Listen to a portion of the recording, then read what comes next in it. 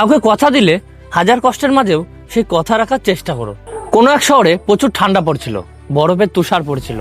তারই মাঝে এক ভিখারি রাস্তার ধারে বসেছিল, ঠান্ডায় কাঁপছিল।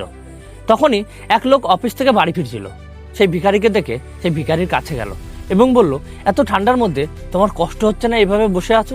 সেই ভিখারিটা বলল, না বাবু, অভ্যাস হয়ে গেছে, এখন আর কষ্ট হয় না। সেই লোকটি একথা শোনার পরে বলল, তুমি একটু অপেক্ষা করো, আমি গিয়ে তোমার জন্য কম্বল নিয়ে আসছি এবং কিছু খাবার নিয়ে আসছি।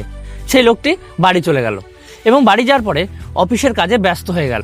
তার আর ভিখারির কথা মনে থাকলো না এবং সকালে ওঠার পরে হঠাৎ সেই ভিখারির কথা মনে পড়লো। সে দৌড়াতে দৌড়াতে গেল সেই ভিখারির কাছে এবং গিয়ে দেখলো ওই ভিখারিটি ওখানে মারা গেছে। তার হাতে একটা চিঠি রয়েছে। সেই চিঠিতে লেখা ছিল, বাবু, আমি এতদিন ঠান্ডায় ভুগছিলাম, তবুও আমি বেঁচেছিলাম, কারণ আমি মানিয়ে নিয়েছিলাম, আমার অভ্যাস হয়ে গেছিল। কিন্তু আপনি যখন বললেন যে আমি আপনার জন্য কম্বল নিয়ে আসছি, তখন আমি আপনার প্রতি ভরসা করতে শুরু করলাম। আমি ঠান্ডার সঙ্গে লড়াই করা ভুলে গেছিলাম, তাই হেরে গেলাম। তাই কখনো যদি কাউকে প্রতিশ্রুতি দেন, হাজার কষ্টের মাঝেও সেই প্রতিশ্রুতি রাখার চেষ্টা করবেন।